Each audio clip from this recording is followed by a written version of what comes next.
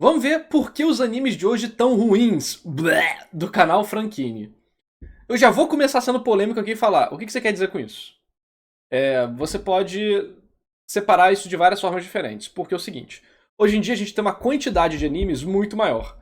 Naturalmente, pela quantidade de produções, isso faz com que a gente tenha mais anime mediano para baixo, né? Antigamente, no boom dos anos 70, 80, 90 ali da animação japonesa, a gente tinha muitos OVAs que eram maravilhosos, mas os animes da TV ainda eram okzinho, assim e tal, um se destacava, pá. Normalmente não era animação necessariamente que tinha esse Sakuga de hoje em dia. O valor estava em outras coisas, nos animes de mecha e coisas do tipo, que tinham uma apreciação, às vezes, na dificuldade do desenho dos robôs e tal. Tem uma série chamada Ao Hono que acaba falando sobre isso, que é bem interessante.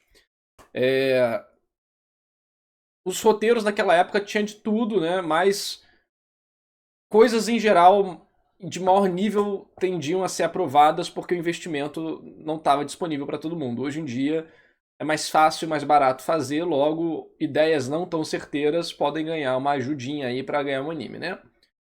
Então assim, eu acho que hoje em dia sim, tem animes, mais animes ruins e mangás ruins hoje em dia. Eu inclusive acho que a maior parte dos roteiros de vários mangás pops hoje em dia estão ruins. Não quer dizer que só tem mangá ruim, mas a era pop dos mangás de hoje em dia tá pior do que a era pop dos mangás antigamente, isso eu concordo. Mas vamos ver o que ele vai falar aqui. Oi, então, um dia desses eu tava scrollando meu twitter.com sem querer Pô, mas nada. aí o cara já mete Shigaraki, mano. Oi, então, um O cara já me mete o Shigaraki, aí você está. dia desses eu tava scrollando meu twitter.com sem querer nada. Scrollando por scrollar. Porque ultimamente, ou é Twitter ou é brain rot italiano. Minha cabeça já não tá mais processando Tralalero, nada tralalá. direito. Quando Será que. Será que esse é um dos motivos da pessoa só conseguir ver anime bosta? Você tá vendo tralaleiro, tralalá o dia todo, mano. Aí tu vai ver um anime que exige 5 segundos de concentração, você não consegue se concentrar. eu, puro como um cristal, caí nessa belíssima imagem aqui. Pelo que entendi, é uma imagem promocional pra um evento da Shonen Jump, um aniversário ou alguma coisa do tipo. Mas foda-se, o que me catou de verdade foram os personagens que estão nessa imagem. Eu lembro que há uns 2, 3 anos atrás eu costumava ver essas imagens pipocando pela minha timeline dessa mesma maneira. Vários protagonistas da Shonen juntos em uma mesma ilustração pra divulgar algum evento ou lançamento especial ou qualquer parafernália desse tipo. Tinha de tudo: Tanjiro, Midoriya, Ema, Hinata, Naruto, Itadori, Asta, etc. A porra toda. Por mais que Não falo Ichigo é dislike. eu não acompanhasse todas as obras na época, eu sabia da existência delas. Eu conhecia os personagens que estavam lá. E eu lembrei disso olhando pra imagem que apareceu nessa semana, só que pela razão contrária. Quem são esses caras, menor? De verdade, eu só conheço 3 personagens nessa pista aqui. Ah, se eu não me engano, olha só, né? A Anya de Spy Family, a gatinha, o cara de Dandadan, esse aqui é o cara do Kaiju Number 8, que provavelmente é o que eles conhecem. Agora, esse aqui eu não sei. Esses aqui eu não sei. Cadê o. O do velhinho lá, assassino? Mas uma coisa que esse vídeo provavelmente vai falar é: perceba que não são os animes que estão ruins, ou os mangás que estão ruins. É tipo, você não conhece. É Sakamoto, né? Cadê as coisas populares da Shonen Jump, né? Porque a percepção ocidental é moldada basicamente através da Shonen Jump. Porque eles que fazem o maior trabalho de marketing para as coisas virem para o ocidente também, em comparação a outras publicadoras, editoras lá do Japão. Então, muitas vezes as pessoas falam: "Ai, mangá tá muito ruim hoje em dia". Aí você fala: "Tá, mas que mangás você lê?". Ah, o que o povo compartilha no Twitter. E o que o povo compartilha no Twitter é o que vem da Shonen Jump. Até porque só existe Shonen Jump. Sim, exatamente, só existe Shonen Jump. Então, eu acho que isso é, novamente, já falei isso em outros vídeos, eu falo de novo, isso é mais uma limitação cultural, comercial e de atenção, porque a gente não tem esse marketing que tem lá no Japão de outras obras aqui, sabe? Então, a Shonen Jump nos últimos anos está com dificuldade, sim. A Shonen Jump está com dificuldade, sim, nos últimos anos. O baque da pandemia, o Shonen Jump Plus lá no Japão. A gente viu um vídeo do Leonardo Nicolin falando sobre a grande extinção da Shonen Jump. Vou deixar em algum lugar, editor, bota aqui na descrição. E ele fala exatamente sobre esse problema da Shonen Jump estar em uma crise hoje em dia. Só que isso não significa que só a Shonen Jump exista. Quando você vai ver outras obras, principalmente obras menores, de revistas menores, que não tem esse foco comercial, mercadológico maluco, você vai ver que tem obras boas saindo ainda. né? Então, por exemplo, um exemplo muito bobo, mas Gash Bell 2, né? O Gash Bell Shippuden, que a galera que leu disse que tá muito bom. Então tem outras coisas saindo, só que a cultura otaku brasileira barra ocidental acaba sendo moldada puramente pela Shonen Jump e animes bombados do momento, sabe? Solo Leveling, essas coisas. A Anya, que no momento é praticamente o mascote da Jump, né? Acho que eles criaram essa guria só pra poder vender pelúcia superfaturada, então é meio difícil escapar dela. O Kafka de Kaiju Number 8, que sinceramente eu preciso falar desse anime de novo, ele é chato pra caralho. E o Okarun de Dandadan, que foi o único anime mais mainstream dos últimos tempos que eu gostei a ponto de assistir uma temporada inteira. Tem esse gato aqui também que eu fiquei meio em dúvida se é a velha Turbo. É porque tem o valor de produção enorme, né? E hoje em dia a galera só liga pra anime com valor de produção enorme. Quando você tem um anime com valor de produção mais baixo, é foda.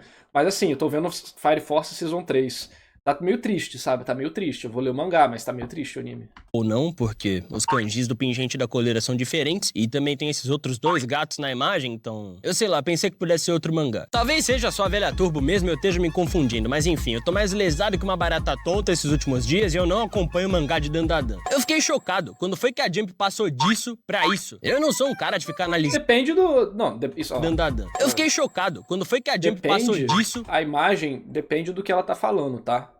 Depende do foco da imagem, porque essa imagem promocional pode ser de algum evento específico.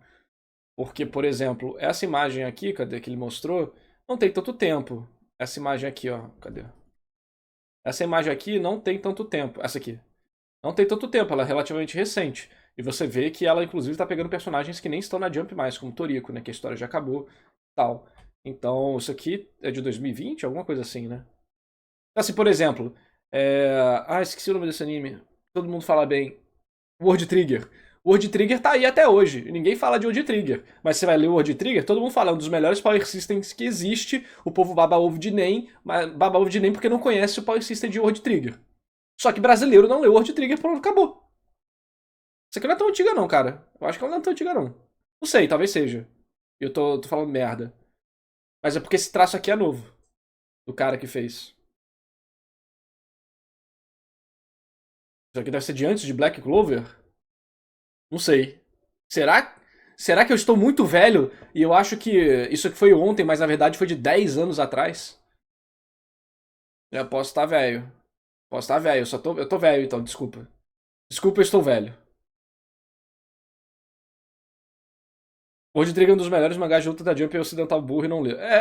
Não que eu acho que o Ocidental seja burro, acho que isso é um exagero do Luca, mas é uma obra que não pegou aqui, mas ela é super cult lá no Japão, né? Black Clover é de 2016. Mano, tem quase 10 anos! Ah, estou velho! Mas, por exemplo, pegar essa aqui. Shonen Jump. Manga. Eu não lembro, eu não vou conseguir achar, mas é a imagem que tem o Ichigo, o Midoriya, o Asta e o Itadori. É uma imagem nova que a Shonen Jump fez pra achar um novo mangá de Shonen.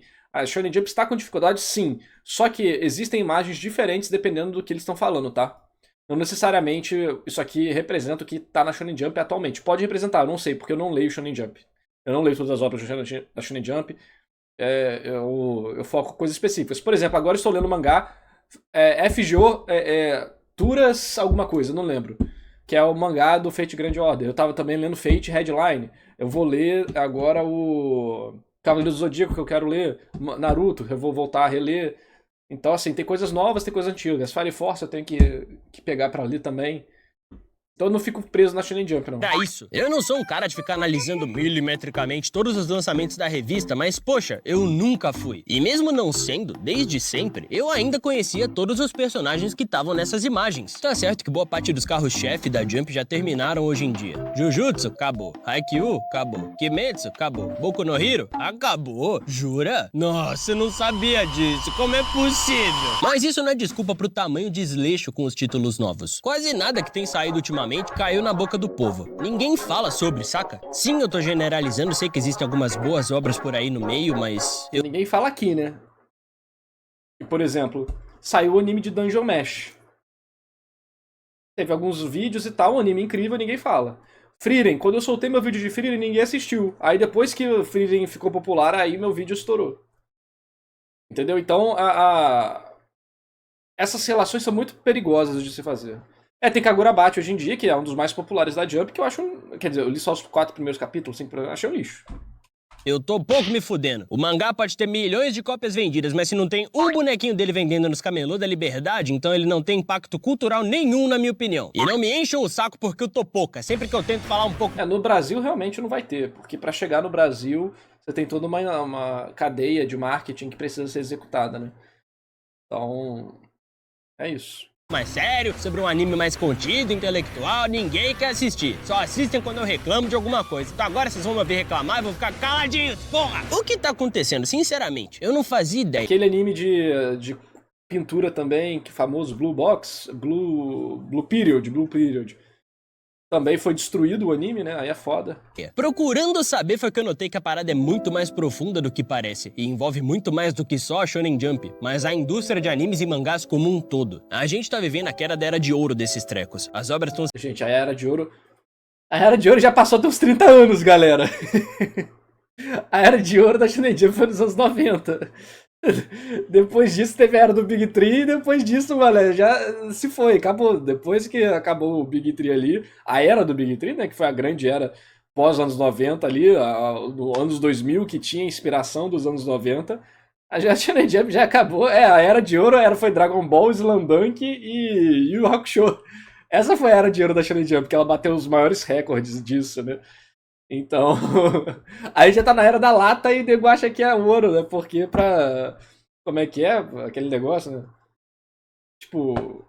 Enfim, a gente é fudido, então qualquer lixo a gente tá feliz. Se enchendo de mesmice e fórmulas cansadas, enquanto as memoráveis ou já acabaram ou perderam o gás completamente. Hoje a gente vai discutir um pouco sobre a razão dos animes e mangás de hoje não estarem batendo mais como antigamente. Pô, antigamente é foda, né? O cara aqui...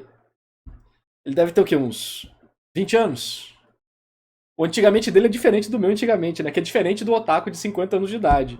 O antigamente dele é diferente do meu antigamente.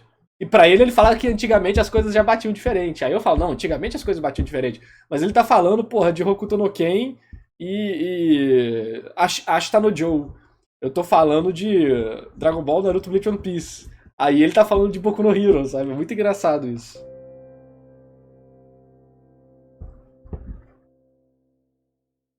Quem começou a Era de Ouro foi o Hokuto no Ken. Foi o Hokuto no Ken que começou a Era de Ouro oficialmente. Pra entender onde é que deu errado, primeiro a gente precisa entender onde é que deu certo. Nos anos 90, o Japão já tinha uma indústria de animes e mangás sólida internamente. Sim, mas lembrando que a quantidade de animações que tinham um alto valor de produção era limitado, né? Você foi até pegar esses mesmos animes que estão aí na tela, eram pouquíssimos momentos de Sakuga igual comparado ao que tem hoje em dia, né? Só que a direção era muito melhor, a fotografia era melhor, o fato de ser, talvez, feito à mão, artesanal, fazia com que eles tivessem que ter soluções criativas para certos tipos de problema, para valorizar a adaptação. Então os animes dos anos 90 têm uma certa magia, né? E também, o mercado hoje em dia, como ficou tão saturado e industrializado, a gente tem sim uma degradação geral da característica artística da obra. Mas aqui ainda era um produto, mas tinha uma fagulha de arte ainda, né? Que foi se perdendo com o tempo, e aí a gente tem Devil May Cry do Adi Shankar e o povo babando o ovo falando que é bom. Consolidada no passado por animes como Akira, por exemplo. Pô, mas anime não, né? Filme. Porra, um filmaço. Você não via anime assim na TV.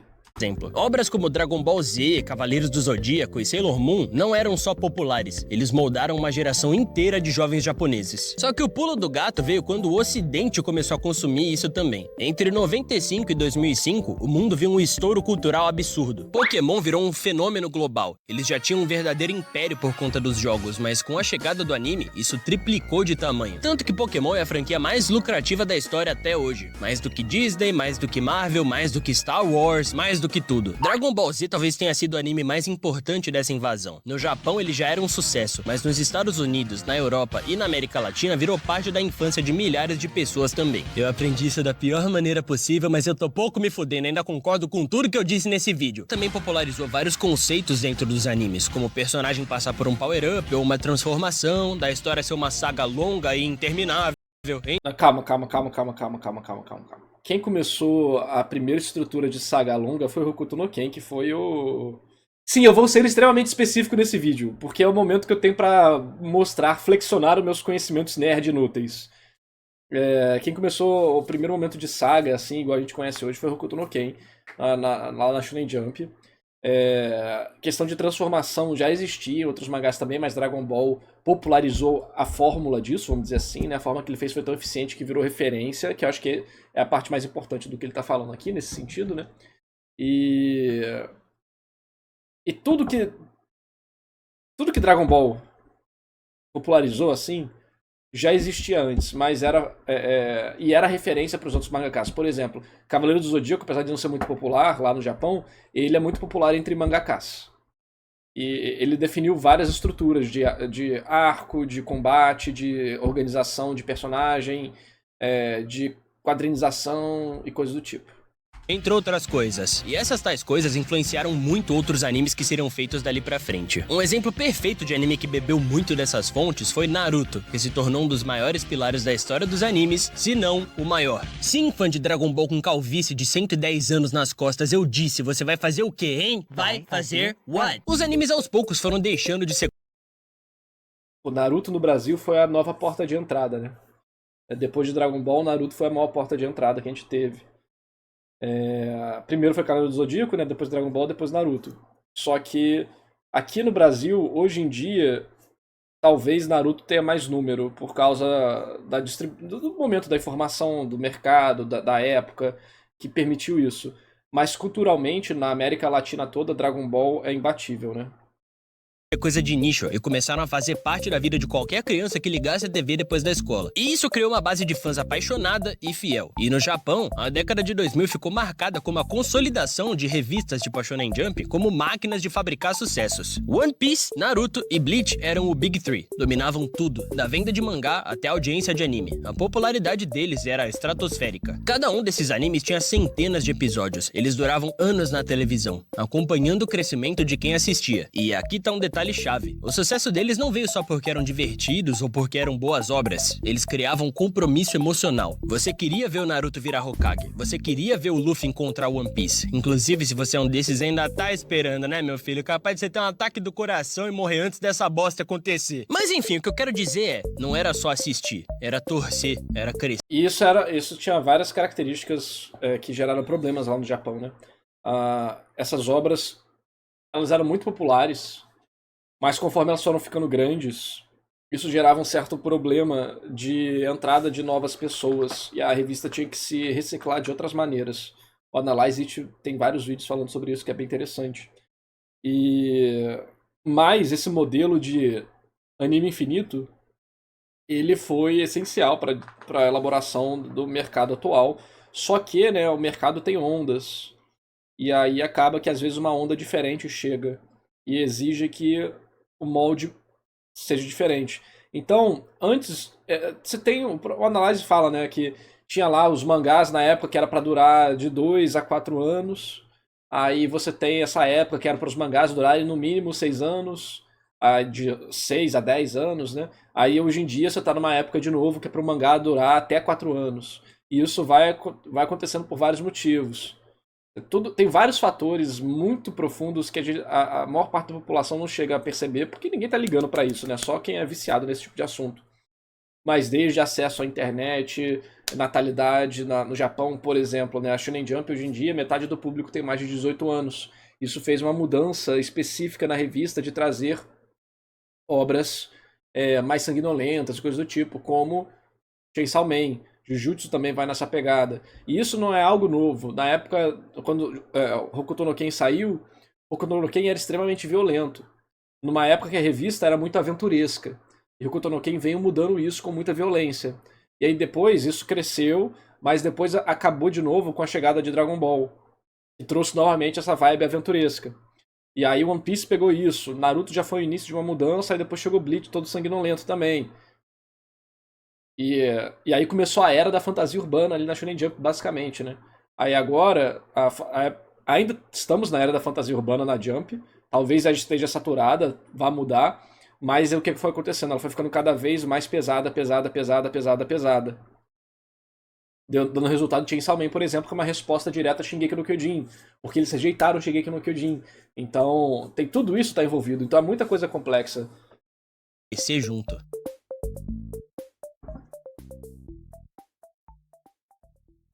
Capítulo 2, o After Party. Cortando pros anos 2010, muita coisa mudou, mas muita coisa também ficou igual. Aquele pessoal que assistia anime quando era criança ainda fazia questão da coisa, e a internet veio pra popularizar ainda mais essa parada. Apesar de que, no começo dos anos 2000, era uma verdadeira luta pra você assistir anime. Tu tinha que baixar os episódios em sites extremamente duvidosos em que você não sabia se você tava baixando anime ou detonando uma bomba atômica em algum país da Europa. E sim, você tinha que baixar episódio por episódio. Imagina que delícia deveria ser fã de One Piece nessa época. Ou era isso, ou rezar pra passar em algum canal de televisão aberta. Mas no início da década de 2010, a gente já teve um vislumbre de como aquilo iria funcionar no futuro. E não deu outra. A Crunchyroll popularizou o streaming de anime no mundo inteiro. E mais uma leva de sucessos gigantescos chegou. Shingeki no Kyojin redefiniu o que era um anime de ação, trazendo produção cinematográfica e uma vibe mais brutal. Antes de Shingeki no Kyojin, a porta de entrada... A gente teve gerais, né? No Brasil, foi Cavaleiros, Dragon Ball, Naruto. Depois desses, você tem uma porta universal, que foi Death Note, que é tipo, o anime pra quem não gosta de anime, né?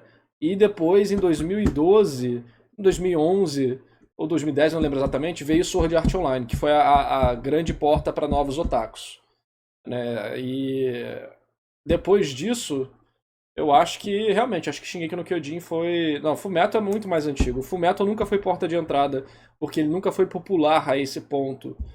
Mas ele sempre foi uma recomendação muito forte. Mas existe uma diferença dos animes porta de entrada. Tipo, Hunter x Hunter nunca foi anime porta de entrada. Fullmetal não era anime porta de entrada. Porque isso envolvia várias coisas. Por exemplo, acesso... Por mais que tivesse o Fullmetal Project, por mais que tivesse tinha outros projects também que eu não lembro. Os 3 maiores eram do Bleach, Naruto e One Piece, e eles eram os mais acessados, mais acessíveis. E isso determina as portas de entrada, né? Tipo, Naruto passou no Cartoon e na Globo não, no SBT. Entendeu? Isso é muito importante. One Piece também passou no Cartoon, mas One Piece é uma situação complicada aqui no Brasil, né?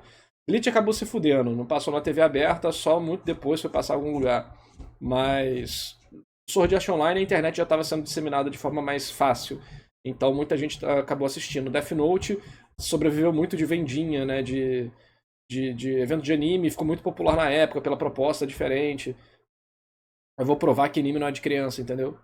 Então, Hunter x Hunter 2011 fez sucesso globalmente, sim, mas para você ser uma porta de entrada não é só o sucesso, é uma junção de vários fatores, como eu falei. Não que não seja bom, inclusive acho que Hunter x Hunter é melhor do que muita coisa aí, mas as portas de entrada normalmente são fenômenos culturais. Por exemplo, se você vai na Liberdade lá em São Paulo, você vai ver criança com o manto da Katsuki. Acabou. Não vai ter criança com a roupa do Gon, entendeu? Então tem várias coisas culturais e mercadológicas, né? Quais são os merchandises que dá pra se disseminar? Qual é o caderno da Tilibra que o cara compra? O chinelo do dia Dragon Ball, entendeu? Essas coisas. Então existe todo um fator de marketing, de planejamento, e não é só a qualidade da obra. Na verdade, a qualidade da obra tá lá em 5º lugar, sabe? E nesse meio aí, não. No Brasil, não. No Brasil, não. Madura. Boku no Hero se aproveitou da popularidade de super-heróis em alta no cinema e criou uma história nessa linha, mas com uma abordagem diferente e inovadora. Kimetsu no Yaiba teve muito esmero na sua produção, virando sinônimo quando o assunto é uma animação excelente e batalhas empolgantes. Kimetsu acho que foi um dos novos portas de entrada dessa última leva. Boku no Hero eu não acho que foi porta de entrada não, inclusive Boku no Hero foi desmerecido não só no lançamento do mangá, ninguém tava ligando pro lançamento de Boku no Hero, quanto no anime. O anime ficou popular no final da primeira temporada com o All Might lutando contra o Nomu. E depois na segunda temporada com o Deku versus o Shoto. Então, Boku no Hero foi uma bola de neve crescente, especificamente. Apesar de que Kimetsu também ele ficou popular no episódio do Deus Ex Machina, que é horrível, mas as pessoas gostam porque é bonito e brilha. Esses animes não foram só populares, eles carregaram a chama que as obras anteriores a eles acenderam. Muitas pessoas... Mas tem muita coisa antes disso, pô. Tem muita coisa antes desses animes aí na Shonen Jump. O negócio é que o acesso aqui é diferente, né? Podem argumentar dizendo que foi aí mesmo que a parada começou a esfriar. E de certo ponto, eu até entendo. Consigo ver a ideia, o pensamento, em meio a tanta gente velha falando que na época deles era melhor. Mas não dá pra negar que essas obras tiveram influência e levaram muitas pessoas pro mundo dos animes também. Porra, Uma coisa que é interessante de você ver que quais são as portas de entrada em evento de anime. Veja quais são os cosplays. Quando era na época de Dragon Ball, só tinha cosplay de Dragon Ball. Quando era na época de Naruto, só tinha cosplay de Naruto. Quando era na época de Sword Art Online, só tinha cosplay de Sword Art Online. Quando era na época de Shingeki, só tinha cosplay de Shingeki. Então existem essas características que refletem isso, né? eu sou uma dessas pessoas. Se não fosse Boku no Hero, eu não tava aqui gravando essa caralha desse vídeo. O cara é jovem, né? Essas obras tiveram sim seu Eu já sou velho calvo. Pelo menos calvo eu não tô. impacto. Tu quer um exemplo? Mugen Train, o primeiro filme de Kimetsu, aquele lá do... Opa, piá! Partimos juras? se tornou o filme de maior bilheteria da história do Japão, Lavagem de dinheiro por isso aí não faz o mínimo sentido. superando nada mais nada menos que A Viagem de Chihiro. Criminoso. Sabe, do estúdio Ghibli, que ganhou Oscar e os cacete depois de 19 anos em primeiro lugar. Tinha assim demanda e tava ficando cada vez maior. Tanto que, pô, aproveitando o exemplo dos filmes, foi a época em que as distribuidoras viram que levar filme de anime pro resto do mundo tava valendo a pena. Inclusive, os filmes foram um dos motivos da animação de Boku no Hero ter sido destruída, né? Antes de Mugen Train, não eram muitos os filmes de anime que vinham pra cá. Ou eram obras mais cult, ou filmes de franquias famosas. Depois dele, foi Jujutsu Kaisen Zero, Haikyuu, filme ruim de Blue Lock, filme ruim de Boku no Hero, outro Eles vieram pro cinema, todos esses? Alguns eu lembro, mas todos esses? filme ruim de Boku no Hero. Brincadeira, esse é legalzinho. Eu fui até na pré-estreia. Só que hoje em dia virou festa. Qualquer anime tá tendo lançamento de filme nos cinemas por aqui. Kaiju Number 8 teve filme no cinema, sabe? Mentira! É nesse nível de qualquer anime que eu tô falando. Mentira, mentira. Foi mal, meu ódio por Kaiju Number 8 me fez adiantar um pouco o assunto, mas de qualquer forma, essa nova geração já Só em São Paulo, né? Só em São Paulo essas coisas. começou diferente. O consumo era mais rápido. As pessoas maratonavam temporadas em poucos dias. O ciclo de hype durava Isso é verdade. meses, não mais anos como no passado. Mas mesmo assim, parecia que todo ano ia surgir um novo grande sucesso. E por algum tempo, esse foi o caso. Além dos que eu já citei, teve Hunter x Hunter, Sword Art Online, Hunter x Hunter era 2011, pô. ReZero, Tokyo Ghoul, One Punch Man. A década teve O One Punch eu não sei se foi uma porta de entrada, mas eu acho que o One Punch Man é tipo Death Note nesse quesito, né?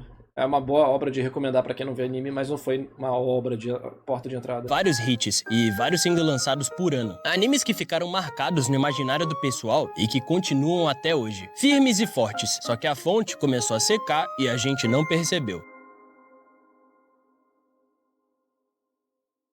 Capítulo 3. O início do fim. Conforme o tempo passou, essas obras que eu comentei foram se desenvolvendo e caminhando para o seu final. Com isso, as empresas começaram a ficar extremamente desesperadas pelos próximos anos. Os hits não estavam mais chegando, e isso ocorreu por uma série de motivos. O ritmo de produção começou a ficar insano. Com a chegada dos streamings, a nova maneira de se consumir animes trouxe muita coisa boa, mas também suas consequências. Hoje em dia tem muito O cara tem ódio de Kaiju Number 8, mano. anime saindo, milhares, todos os anos. E com isso, a quantidade de acertos começou a diminuir. Afinal, não é toda semente que brota, né, minha filha? A quantidade aumentou, mas a qualidade, por consequência, começou a ir pelo ralo. As obras perderam muito o impacto, e na minha opinião, isso aconteceu porque nós fomos muito mal acostumados, mas também porque as empresas são gananciosas. A gente tem que entender também a onda do mercado japonês, dos animes e não só dos mangás. Animes são nada mais, nada menos do que propagandas ambulantes para você comprar material licenciado. Você tinha, até os anos 2000, uma cultura de compra de material de anime que era muito mais voltada para o nerd clássico. Era robô, Gundam, action figure, boneco de homem bombado e gostosas. Só que aí tudo mudou quando a nação do Moe atacou. O Moe começou a manifestar basicamente o que o Isekai manifesta hoje em dia. O Isekai hoje é uma manifestação do escapismo japonês, né? Da miséria que os japoneses vivem hoje em dia, socialmente, culturalmente, nas suas vidas, né? Pelo menos a parcela otaku ou algo do tipo. O Moe, ele veio de uma forma muito parecida. Então a gente tinha as famosas garotinhas fofinhas fazendo coisas de forma fofa. Então Lucky Star, Keion e por aí vai. Eu não vou saber outros nomes porque eu não assisto Moe. E aí, esses animes, eles começaram a ter uma receita muito alta, com vários produtos licenciados sendo vendidos. O resultado disso foi, pensa comigo, você tem que investir $1 milhão em um anime. Um deles, você vende alguns bonecos de robôs. Vendeu uns bonecos de robô e uns caras bombados. Vamos dizer que você tem 30% de chance de recuperar seu dinheiro. O outro é recuperar e ter lucro, né? O outro é um anime de garotinha fofinha, que exige muito menos da animação, ou seja, você pode até não investir tudo isso, se você quiser investir em outras áreas do projeto, sem ser na animação.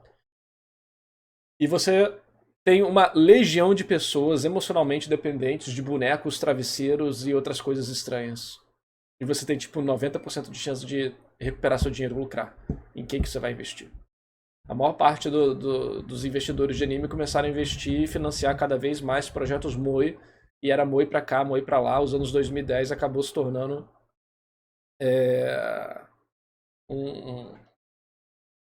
uma onda de moe. E isso aconteceu por motivos mercadológicos, né? Que não só o escapismo, mas por quê? Porque era o otaku hardcore que comprava as coisas. E o otaku hardcore estava emocionalmente abalado e procurando conforto. Então, é um tópico bem a fundo que a gente tem que ir. Capítulo 4. O mal do excesso. Bom, como todos sabem... Teve a Haruhi Suzumiya, a melancolia de Haruhi Suzumiya, que foi o início, né? O grande boom disso aí. Que foi na época, nos anos 2000, isso era a febre na internet. A febre, a quantidade de vídeo no YouTube que tinha sobre isso era enorme. Então, deixa eu pegar aqui, ó.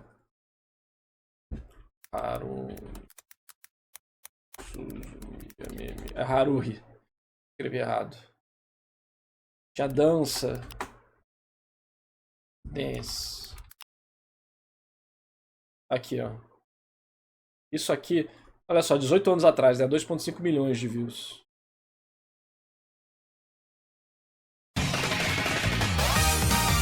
Vocês acham que foi a Chica de Love Wars que inventou a dancinha no final do anime que viralizava?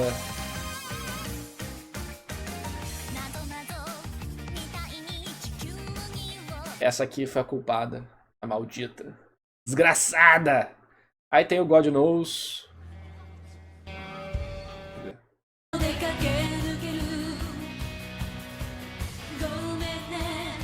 Essa até eu sei. Essa aí até eu sei. Até eu escutei. Tocava nas rádios de anime. Era bom, infelizmente. Até eu fui vítima. Mas eu nunca assisti, eu só vi essa música. Vocês não têm noção do impacto cultural aqui, ó. 1,1 milhões de views de 2 anos atrás, hein? Vocês não têm noção do impacto cultural que foi isso aqui. Ou pelo menos eu espero. Não, jamais verei. Porque eu tenho... Eu rejeito menininhas fofinhas. Eu quero saber de homens bombados. Capítulo 4. O mal do excesso. Bom, como todos sabem, ou pelo menos eu espero, tudo demais faz mal. Até água e Monster de manga. Por isso que eu tomo pelo menos uns 3 toda semana pra garantir o ataque fulminante antes dos 27. Com a popularização do streaming... O cara é jovem, mané. O cara é jovem. Tem que dar um desconto, pô. A gente que é velho. O que era um fluxo saudável de lançamentos virou um dilúvio descontrolado. Antigamente, sair com uma adaptação em anime era uma notícia e tanto. Agora, qualquer web mangá aleatório pode ganhar anime. E sim, no quesito democratização é ótimo, mas no quesito de saturação é péssimo. Tem tanto anime novo saindo toda a temporada... Pô, aqui o cara já meteu vários bons, aqui, ó. Apothecary Diaries, incrível. Yaiba, incrível. A gente tem que assistir. Alguém manda mais Yaiba pra gente assistir. Gegege no Kitaru, todos eles são bons. Windbreakers. Produção incrível. História. Que não dá pra acompanhar nem se você trancar a faculdade, largar o emprego e vender a alma pra Crunchyroll que nem eu fiz. E isso, além de ser um fruto da facilidade que é se assistir anime hoje em dia, também é um reflexo da procura pelos próximos Narutos. As produtoras, os estúdios, as revistas, todos estão atrás de um novo hit geracional como foi Naruto. E com a possibilidade... Não vai ter mais. Já aviso, não vai ter mais. A habilidade que eles têm de lançar 80 tentativas diferentes por temporada, eles estão aproveitando, né? Só que eles estão falhando miseravelmente em algo básico. Quantidade não significa qualidade. Fenômeno não se fabrica que nem sanduíche Não teremos mais Big Tree, por causa da mudança que a forma do mercado funciona e a forma de consumo. Ainda mais hoje em dia que o anime é feito pra ser postado no TikTok. em fast food. As obras que marcaram as gerações passadas, tipo Dragon Ball, One Piece e o próprio Naruto que eu usei de exemplo, surgiram num contexto único e diferente. Elas tiveram tempo pra respirar, errar, melhorar e criar laços com o público. Se você reparar bem, existe muita discussão entre os arcos ou sagas dessas obras, porque a qualidade deles varia sim. Existem altos e baixos, nuances. As obras de hoje não se arriscam, preferem apostar em algo que sempre as deixe na média, sabe? Uma nota 6 pra poder passar de ano na escola sem ficar de recuperação. E eu tenho certeza de que isso é culpa pura e unicamente dessas mesmas produtoras, estúdios e revistas Depende, você tá falando de anime ou mangá? sedentas por dinheiro. Tá falando dos dois, né? Anime eu não discordo, mas de revista não é assim que funciona. A gente já fez vários vídeos mostrando como é que funciona e os mangakas não são funcionários das revistas. Eles fazem puramente a história respondendo ao público. Isso é um problema de público, não da revista. Porque o que não falta é gente por aí que é capaz de escrever uma boa história. Mas, obviamente, a pressa e a necessidade, entre aspas, de criar um hype imediato acabam prejudicando os resultados completamente. Se a obra não for um estouro nos 3 primeiros capítulos, ela é péssima e vai ser cancelada sem nenhum escrúpulo. E com isso, o que surge é um... Mas isso é novo não, tá? Tipo, gente, inclusive a média de capítulos para cancelamento atual é maior, ou seja, você tem mais capítulos do que você tinha nos anos 90 e 80. Você teve uma época que, não sei se foi o Torishima, o cara cancelava a obra com 10 capítulos, acabou. Não tinha nem, hoje em dia a obra pega 2 tankobons, eu acho, antes de ser cancelado, ou 3. Nos anos 90, 80, tinha uma época que o Torishima cancelava a obra com 10 capítulos, cara. Isso não é algo... É porque esses ciclos eles se repetem, só que como a gente não viveu os outros ciclos, a gente não tem essa noção. monte de anime genérico. Antigamente era mais cruel ainda. Tinha piada de passar dos 20 capítulos. Sem alma, tentando copiar o que já deu certo antes. Tentando recriar a emoção. Sem Isso aí é um problema, mas eu concordo com ele nessa parte, mas eu concordo com a conclusão, mas não com o raciocínio. Os mangás hoje estarem rasos e cópias e tudo mais não é um problema da revista e ou do público. Talvez mais do público, mas da revista não é. É mais do público. O problema é o nível dos mangakas em relação a questões importantes como sensibilidade artística, habilidade narrativa e a alma da história. Tipo, o que eles querem passar. Esses mangakas de hoje em dia, eles não têm as mesmas experiências de vida que os mangakas antigos tinham. Cara, o autor de Saint Seiya, ele era delinquente de rua. Ele achava que não podia ser mangaka, então ele caía na porrada com os outros na rua. Entendeu? Você pega a história do Toriyama também, como que ele começou a desenhar, como é que era a vida dele. Todos esses mangakas antigos, eles têm histórias de vida que são manifestadas nas suas obras de alguma forma. Exatamente o cara do Ayo Hono, por exemplo, que era um amigo lá do Hideaki Anno. Hoje em dia, a maior parte dos mangakas não vive mais a vida intensamente como antigamente.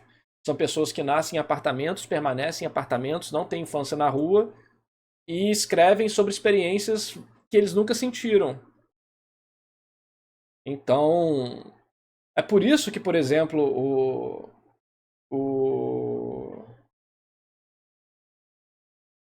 esqueci o nome do cara lá. O Anime Was a Mistake do Estúdio Ghibli. Caralho, não sei como que... Hoje estou esquecido pra caralho.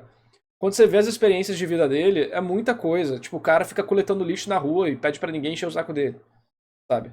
Então, são pessoas excêntricas. São pessoas que viveram vidas diferentes. Não necessariamente intensas, o Miyazaki, isso, obrigado. Mas que viveram vidas com experiências. E hoje em dia o mangaka não tem isso. Mangaka, a sociedade japonesa em geral, as pessoas não têm mais essas experiências. É todo mundo numa bolha. Mangaka de apartamento, exatamente. Então, quando você vai pegar a vida do... Por exemplo, pega o Oda, né? O Oda, ele tem uma história de ser fissurado por mangá de várias formas diferentes. Como ele foi assistente do autor de Samurai X, as experiências de vida dele até aquele ponto, o que influenciou ele. essa foi a última geração, né? Não, eu acho que o Horikoshi e o Gege Akutami, acho que 2010 marca essa última geração, mais ou menos.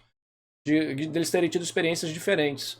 Mas, pô, o Miura foi pra escola de arte clássica. Né? Você pega as sensações e frustrações dos artistas que eles botam na obra. O Kubo, as obras dele são todas baseadas em morte para representar as dificuldades que ele teve com a morte de vários parentes da família dele. É uma obra que carrega alguma coisa. Né? As obras novas parece que os sentimentos que elas carregam não são sentimentos bem desenvolvidos pelo próprio artista na vida pessoal dele. Então ele não sabe transmitir aquilo com profundidade. Entender de onde é que ela veio em primeiro lugar.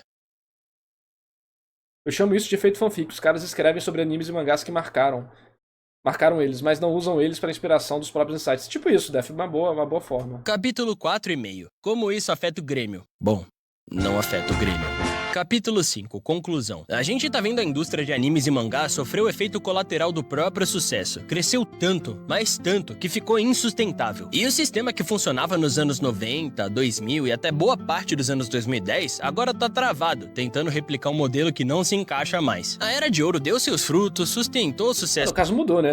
Eles voltaram para obras pequenas, porque tava sendo muito difícil de trazer público novo devido a mudança de faixa etária da Shonen Jump. E por causa da mudança da natalidade japonesa. Eles vão tentar resolver de outras formas, né? É assim que funciona. A gente vai ver essa transição. Por anos, mas o solo foi ficando cada vez mais seco, esgotado pelo excesso e pela repetição. Não tô dizendo que a parada vai ruir ou qualquer coisa do tipo, sempre vai ter obra boa surgindo, sempre vai O Windbreakers é complicado. ter palha no agulheiro. Mas talvez a gente precise olhar com mais calma, sair do automático, abrir espaço para obras que não gritam tão alto e que ainda têm algo a dizer. Talvez o brilho que antes saltava... Sim, eu concordo plenamente com isso. Mas o ponto é que o público não quer isso. O público hoje em dia fica no TikTok o dia inteiro, aí ele vai ver uma obra que precisa prestar atenção 3 segundos sem trilha sonora, só silêncio ambiental, eles não conseguem ver, sabe? Aos olhos agora esteja nas sutilezas, nas histórias menores, nos riscos que poucos ainda se permitem correr. O cenário tá mudando, e junto com ele muda também a nossa maneira de se conectar com essas obras. Quer ver risco? Vou mostrar o risco. Vou mostrar o risco. Tá vendo o Webtoon? O Webtoon só tem duas coisas. Romance e caras bonitos. Ou seja, romance hétero ou romance gay. É só isso que tem no Webtoon. Eu e o Ricardo estamos competindo no concurso do Webtoon com um Goblin gordo rebaixado. No mundo de aventura e fantasia inspirado pelos JRPGs e mangás shonen dos anos 80. Então você vê aqui, ó. Tudo romance, coisas né, de Fujoshi e tal, sei que. E aí vem Monsters Odyssey. É um Goblin gordo. Rebaixado. Então, vocês querem risco? Vocês querem apoiar o risco, chat? Então aqui, ó, apoiem o risco aqui, ó. Leiam Monsters Odyssey, dá like, se inscreve aí na história. Porque a gente tá em segundo lugar de popularidade, a gente ficou em primeiro lugar quase o concurso todo. Mas a gente caiu pro segundo porque... aparentemente o Webtoon tem uma concentração enorme de pessoas que quer ver homens se pegando. Então, a gente tá lutando contra a maré. E aí depende do público dar essa moral pra gente. Entendeu? Mas... é complicado. O risco, ele pode trazer muita coisa boa, mas também pode deixar você miserável. Se te fuder plenamente. O cenário tá mudando, e junto com ele muda também a nossa maneira de se conectar com essas obras. Talvez não seja mais sobre encontrar a próxima febre mundial, mas sobre redescobrir a beleza que existe no caminho mais silencioso, mais pessoal. Não é o fim, mas é o início de uma nova fase. Menos grandiosa, talvez, mas ainda cheia de significado para quem estiver disposto a procurar. Aí o negócio, né? Cadê o povo? O negócio é, cadê o povo procurando, né? O povo não procura. Cadê o povo lá no mangá? O povo não tá lendo mangá.